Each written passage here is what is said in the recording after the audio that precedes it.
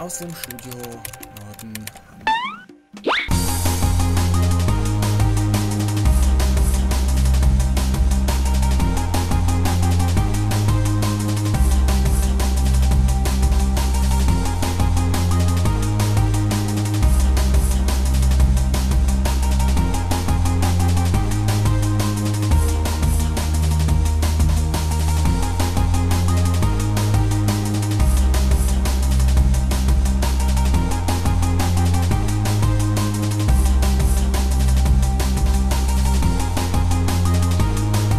Moin Moin und herzlich willkommen zu einer neuen Ausgabe von Blick ins Sendegebiet. Und wir blicken in ein sonniges Sendegebiet. Und wie man unschwer erkennen kann, sind wir heute mal nicht auf der Weserfähre. Unser kleines Sommerspecial mit den Fair Talks, die wir im Laufe der Zeit gezeigt haben, die unterbrechen wir für diese Woche und sind zu Gast in Varel-Rallenbüschen.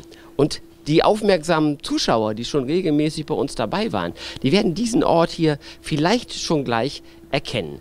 Wir sind hier beim Schrottkünstler Didel Klöver zu Besuch und das hat gleich mehrere Gründe. Zum einen wird es bald wieder das große Yard Art Festival hier geben.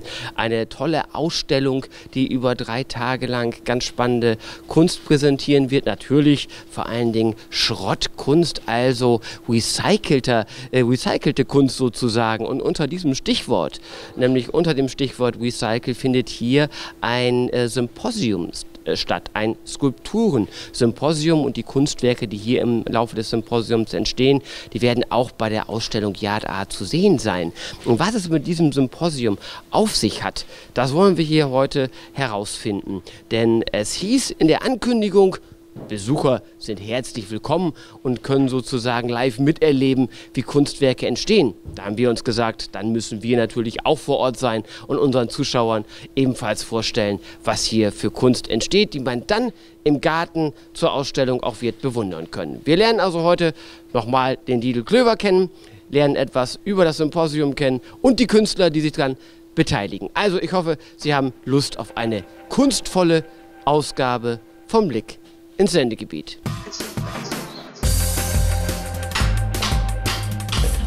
So, da hören wir schon hämmern und sehen, dass da gearbeitet wird an dem Bären, der eben schon im Hintergrund zu sehen war. Und ich gucke mal, ob ich den Künstler hier jetzt unterbrechen kann. Kannst du. Er hat aufgehört, das heißt, ich darf es. Hallo Didel, wir sind zu Gast, habe ich gesagt, bei Didel Klöver, den wir hier schon vorgestellt haben. Aber für all jene, die die erste Sendung möglicherweise tatsächlich nicht gesehen haben, aus welchen mir unbegreiflichen Gründen auch immer.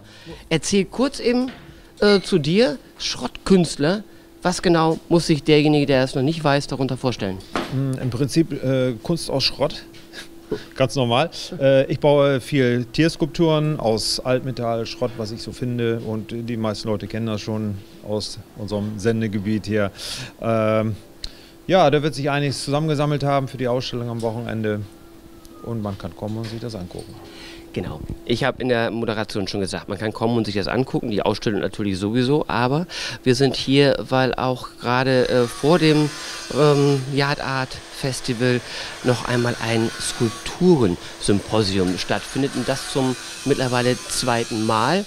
Die Ergebnisse werden dann auch bei Yard Art zu sehen sein. Was hat es mit dem Symposium ganz genau auf sich?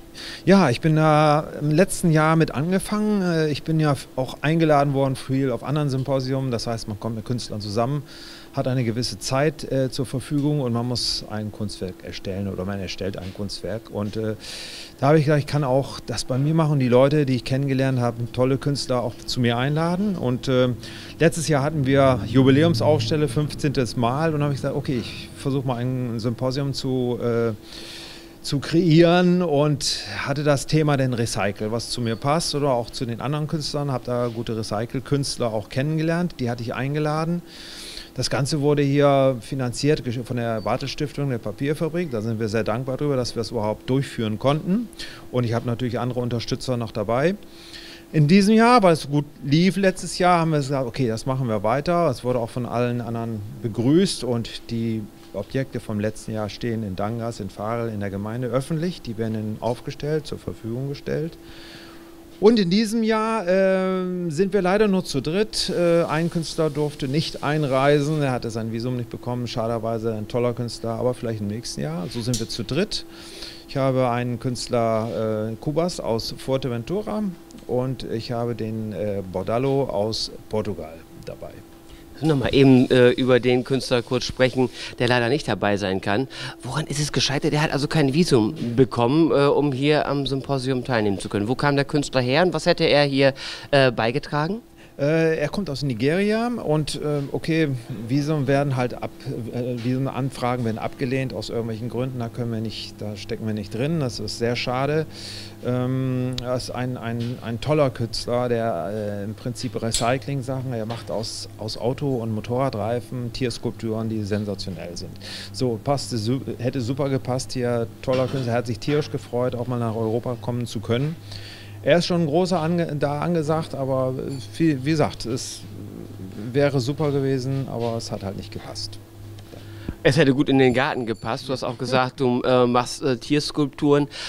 Du hast natürlich grundsätzlich Recycle-Kunst, weil du aus Schrott, aus Dingen, also die andere Leute wegwerfen, aus Alltagsgegenständen oder aus Gebrauchsgegenständen, schaffst du neue Werte, indem du Kunst herstellst. Das wird jetzt auch nochmal zum Thema gemacht. Die anderen Künstler, die du eingeladen hast, wie bist du auf die gekommen, weil du die bei anderen Kunstausstellungen schon kennengelernt hast? Und wie wird jetzt ganz genau, ganz konkret dieses Thema hier angegangen? Wie lange haben die Künstler Zeit, ein Kunstwerk zu erarbeiten? Das Symposium geht über 14 Tage. Das ist also eine knappe Zeit, aber man weiß es und sagt, okay, was schaffe ich in dieser Zeit? Und dann nimmt man sich was vor und das muss man machen. Und wir sind auch noch ganz arg am Arbeiten hier. Muss übermorgen fertig sein, sollte fertig sein. Die Künstler habe ich kennengelernt auf Symposien oder auch über das Internet mal vor Jahren kontaktiert und so immer in Kontakt geblieben. Und weil man sich gegenseitig schätzt und haben wir gesagt, okay, wir machen was zusammen. Und es ist mir eine Ehre, die einladen zu können. Und dass sie auch hierher kommen bei uns nach Kleinfarel, dass wir hier so große Künstler haben, das ist schon eine tolle Sache. Dieses Arbeiten zusammen, was ist das Besondere, so ein Symposium zu machen? Du bist ja jeden Tag hier in der Werkstatt am Arbeiten, aber du musst dir deine Inspiration sozusagen ja aus dir selbst herausholen und das selbst erschaffen.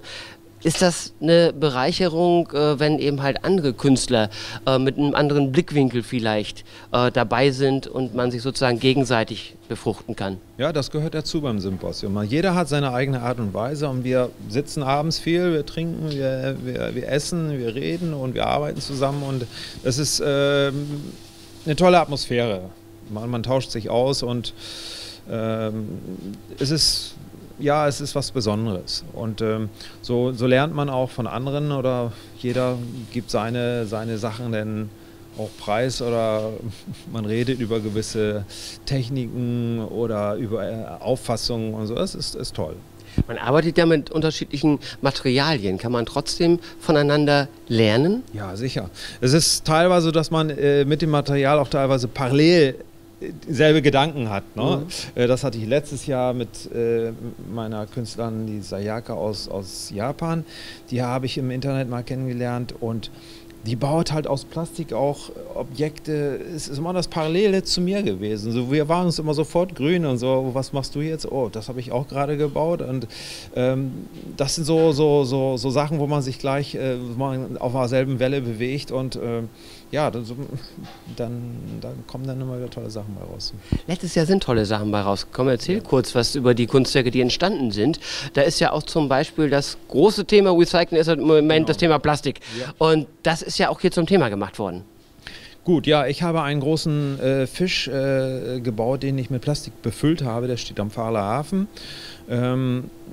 Das Thema ist klar, ne, das ist der Future-Fisch, also so sehen unsere Fische in der Zukunft aus. Das war mein Thema dazu. Sayaka hat Fische aus Plastik gebaut. Sie benutzt halt nur Recycled Plastik, um ihre Skulpturen herzustellen. Die beiden Fische hängen im Kurhaus in Dangast. Dann hat ein befreundeter Künstler Oliver Nau aus Lübeck hat aus altem Holz eine Wespenkönigin gemacht. Die ist zur Papierfabrik gegangen als Dankeschön. Und dann Antonina Fatulina aus St. Petersburg hat ein Seepferdchen gebaut. Das steht in Dangast an der Rennweide. Sie hat es auch aus Schrott und aus alten Steinen, die hier aus dem Straßenbau gekommen sind, gebaut. Was ist dein aktuelles Thema? Recycelt ist klar, Ja. aber was steuerst du sozusagen selber zum Symposium bei? Das ist in diesem Jahr der halbe Eisbär oder ich nenne es mal nachher Disappear oder Disappear, weil dieses Tier wird in der nächsten Zeit von der Erde verschwinden. So werde ich ihn auch darstellen. Er wird nicht ganz sein, er wird ansatzweise zu sehen sein und er verschwindet. Das ist meine Aussage zu dem momentanen Standpunkt dieses Tieres, das wir wahrscheinlich demnächst nicht mehr sehen werden. Du hast uns jetzt einen Künstler aus Fuerteventura mitgebracht. Ja, Erzähl uns ein bisschen was über Fuerteventura, weil mein Spanisch ist sehr eingerostet, beziehungsweise nie vorhanden gewesen. Ja, meins auch nicht.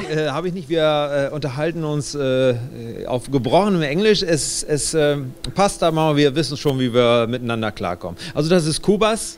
Ein großartiger Künstler, der viel in Metall und Stein arbeitet. Wer auf der Insel mal gewesen ist, der wird sehr viele von seinen Objekten da in den Gemeinden sehen. Großartiger Künstler. Ich bin froh, dass er bei mir ist, dass er hierher geschafft hat, obwohl er nicht gerne fliegt. Ist immer ein bisschen problematisch, aber ja, Cubas, so welcome. Wir haben schon gesagt, Interview wird ein bisschen schwieriger sein. Du musst ein bisschen was erzählen über die Kunst von Cubas. Ja. Und zwar sehen wir im Hintergrund schon so ein bisschen was. Was hat er für das Symposium mitgebracht oder woran arbeitet er? Okay. Es ist wir würden sagen, der Skarabäusmann. Also der Skarabäus ist der kleine Käfer, der die Mistkugel rollt. Vielleicht kennt es jemand, okay. Es ist ein Mann, der den Käfer quasi darstellt und ihr seht eine große Kugel. Das ist nicht die Mistkugel, das ist die Schrottkugel und die wird mit Plastik befüllt. Also alles, was wir an Sachen haben, kommt da rein. Dieser Mann rollt diese Kugel wie der kleine Mistkäfer seine Kugel rollt, aber in dieser Kugel hat er seinen Nachwuchs drin, der von dem Material lebt und dadurch entsteht neues Leben in dieser Kugel. Und das ist die Aussage, das recycelt, dass in dieser Kugel der ganze Schrott oder der ganze Müll ist, aber wir können es auch ein zweites Mal benutzen, es kann neues Leben daraus entstehen. Sieht schon jetzt sehr, sehr spannend aus und wird man dann am Wochenende bewundern können. Wie weit vorangeschritten schon? Sieht schon relativ weit aus. Ja. Es wird zum Wochenende also fertig? Ja, es wird fertig. Wir sind in der finalen Arbeitsgebung hier. Und das wird dann am Wochenende hier gezeigt werden. Wird es dann da auch vor Ort noch eine Erklärung dazu geben oder wird dann eigentlich im Grunde genommen für denjenigen, der es sieht, die Erklärung offensichtlich sein? Nein, wir werden eine kleine Ansprache halten zur Beendigung des Symposiums und zur Eröffnung der Ausstellung am Freitag um 17 Uhr. Und da werden die Künstler nochmal vorgestellt und wir werden noch ein bisschen was über die Objekte erzählen. So kann jeder ein bisschen was damit anfangen. Und was wird mit dem Objekt hinterher passieren, zum Beispiel eben halt mit dem von Cubas? Diese Objekte bleiben in der Gemeinde, die werden öffentlich gestellt. Wir wissen noch nicht wo, das ist dann immer noch ein bisschen Verhandlung und Suche nach guten Plätzen, aber die werden dann für die Gemeinde gestellt. Hier ist der zweite Künstler am Arbeiten, den wir jetzt noch eben kennenlernen werden. Wer ist das? Das ist der Bordalo Secundo, so ist sein Künstlername. Wir rufen ihn aber Arthur, ist sein Vorname und kommt aus Lissabon, aus Portugal, hat sein Team dabei, sind zu dritt hier und er macht sensationelle Wandreliefs aus Plastikabfällen, die er dann besprayt und es kommen immer große Tierskulpturen dabei raus. Wer ihn mal googelt im Netz, der wird sehen, dass er auf der ganzen Welt mittlerweile vertreten ist und riesige Objekte hergestellt hat. Wir sehen im Hintergrund schon, da wird gerade gearbeitet an so einer großen Skulptur. Das ist der wirklich große Ausmaße, die das auch annimmt. Was genau wird da jetzt entstehen? Wir sehen, dass da viele Plastikteile verwandt werden. Was für ein Tier wird da entstehen? Wenn ich so raten dürfte, es sieht so ein bisschen löwenmäßig aus. Nein, da bist du nicht ganz richtig. Es wird ein Dachs. Ein Dachs? Er hat ein bisschen geguckt, dass er heimische Tiere darstellt und ich habe ihm die Wand gezeigt, da steht natürlich auch alte Wände und das passt wunderbar und er ist ein großartiger Künstler und ich bin wirklich Fan von ihm und ich bin sehr, sehr, sehr stolz, dass er hier ist, dass er es geschafft hat, weil er ist sehr, sehr ausgebucht und er kann auch nur für 4 Tage hier sein und am Wochenende muss er zu einer Hochzeit wieder, kann leider die Yard Art nicht mitmachen, aber er ist auf jeden Fall hergekommen, um uns dieses tolle Kunstwerk hier herzustellen. Jetzt haben wir Verstärkung bekommen. Arthur ist dazugekommen, der Künstler, über den du gerade schon gesprochen hast. Wie ist die Idee entstanden? The idea of the artworks is like it's creating images of the nature, in this case the animals, with what kills them. So the contamination, the waste, the pollution, all the stuff that's affecting the nature in a really bad way, using all together as the material to create the artwork itself. So and giving an expression to those who doesn't have a voice. Also vielleicht Kurzübersetzung, dieses Material, mit dem er eben halt arbeitet, diese Skulpturen, die da entstehen, schon um darauf hinzuweisen, auf die Natur hinzuweisen, auf das, was die Natur uns bietet und was vielleicht auch von der Natur zerstört wird und denjenigen auch eine Stimme zu geben, die eben halt keine eigene Stimme haben und das mit diesem Material, was hier eben halt recycelt wird. Was entsteht jetzt hier gerade für eine Skulptur? Here is a badger and it's one more animal of this series of works that I called Big Trash Animals. Also Picture Animals, so heißt die Reihe. Ja. Und diese Tiere entstehen halt mit recyceltem Material. Wann wird sie fertig sein? Till we close the piece, I guess a few more hours. Maybe till the end of the day we'll have the piece done, yeah. Wunderbar, also am Ende des Tages, da wird dann das Bild entstehen. Jetzt sieht man die ganzen Materialien, die so langsam ein Gebilde ergeben. Wie wird das zum Schluss noch bearbeitet? Der endgültige Prozess, wie wird er aussehen? Er wird es noch besprayen zur Hälfte. Also es lässt immer die Hälfte in Naturplastik. Du hast viele Strukturen, Farben und die andere Hälfte wird Natur, das Tier sein. Das wird sehr klasse aussehen. Ich kenne seine Arbeiten und er ist da schon ganz großer. Wie ist es denn? Ich habe am Anfang gesagt, wir kommen heute hierher und gucken euch so ein bisschen über die Schulter. Und du hast im Vorfeld gesagt, hier können eigentlich immer Leute herkommen und den Künstlern über die Schulter gucken. Wie ist das denn bis jetzt gewesen? Gab es schon Reaktionen? Ist die Bevölkerung schon da gewesen und hat geguckt und gefragt? Ja, dann und wann kommen Leute und gucken sich das an, wie weit wir sind. Das ist auch Sinn der Sache, dass man die Objekte entstehen sieht. Jetzt haben wir die beiden Teilnehmer oder die 3 Teilnehmer des Symposiums vorgestellt, denn du bist natürlich selber mit deiner Skulptur auch dabei, die wir im Hintergrund noch sehen und wir haben dir ein bisschen über die Schulter gucken können. Am Wochenende, da ist hier dann die große Ausstellung. Da werden die Skulpturen, auch die hier jetzt entstanden sind, gezeigt, aber ist ja viel mehr noch geboten. Was macht Yard Art so besonders? Es kommen ja wirklich tausende Besucher während der Zeit und die ja aus dem ganzen Bundesgebiet kommen. Ja, ich weiß auch nicht, es hat sich so entwickelt. Wir stellen alles in unserem großen Garten aus. Die Leute mögen gerne hier verweilen und das Wetter soll gut werden. Und wir haben andere Künstler noch hier, die ausstellen. Ich glaube, wir sind zu 6 oder zu 7 sonst noch. Kann man viele verschiedene Sachen sehen. Man kann sich hier aufhalten, man kann essen, man kann trinken, sich einen guten Tag machen. Und ja, es ist eine sehr schöne Atmosphäre. Es ist nicht es ist eine besondere Kunstausstellung, muss man so sagen. Das kann ich nur bestätigen, denn ich bin regelmäßiger Gast hier auch gewesen bei Yard Art und es ist immer wieder was Besonderes und man kann immer wieder auf Entdeckungsreise gehen, auch viele kleine Skulpturen entdecken, die großen natürlich, die erstmal ins Auge fallen, aber dann kommen die vielen kleinen schrägen Ideen. Auf was dürfen sich die Besucher denn dieses Jahr freuen? Gibt es irgendwas ganz Besonderes? Du hast ja auch so eine kleine Sonderausstellung, die unter bestimmten Motto steht. Unter was für ein Motto wird die dieses Jahr stehen? Ja, ich habe natürlich wieder eine kleine Sonderausstellung. Man muss sich immer ein bisschen Gedanken machen. Das ist diesmal tierische Lyrik und Rhetorik, was man sich auch immer darunter vorstellen mag. das könntest du jetzt natürlich noch erklären, damit die Leute dann denken, wenn ich noch nie da gewesen bin, dann muss ich aber unbedingt mal hin. Nein, das erkläre ich nicht. Das muss man dann sehen und man muss den Spaß dabei haben. Es ist mit sehr viel Spaß verbunden. Wie viele Gäste erwartet ihr am Wochenende? Wie viele Gäste zieht es immer nach Fahre zur Yard Art? Ach ja, da sind schon ein paar tausend Leute, die dann kommen. Wenn das Wetter schön wird, dann kommen sehr viele und wir hoffen, dass genug Leute kommen, dass wir einen guten Spaß haben. Wir haben genug die Werbetrommel gerührt. Jetzt vielleicht noch mal kurz von wann bis wann wird das Ganze stattfinden. Wann öffnen sich die Tore und wann schließen die Tore hier? Also am Freitag geht es um 16 Uhr los. Dann haben wir um 17 Uhr die Begrüßung, was ich schon erzählt hatte. Wir stellen das Symposium vor. Das geht dann bis 21 Uhr am Freitag. Wir haben am Samstag von 10 Uhr bis 21 Uhr und am Sonntag von 10 bis 18 Uhr.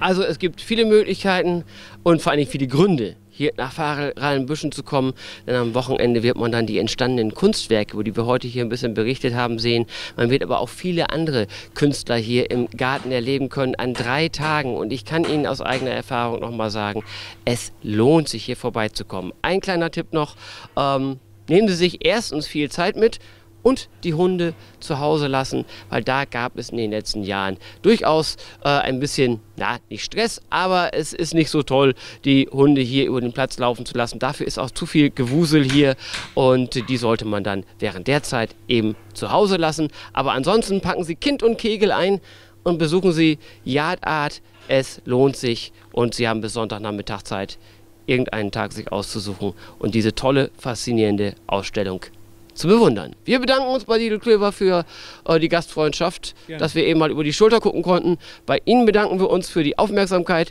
und wir hoffen, Sie sind in der nächsten Woche wieder mit dabei. Dann kann ich Ihnen schon sagen, dann sind wir nicht irgendwo vor Ort, dann sind wir wieder auf der Weserfähre zu unserem Sommerspecial auf der Fähre. Machen Sie es gut, bis zum nächsten Mal. Tschüss.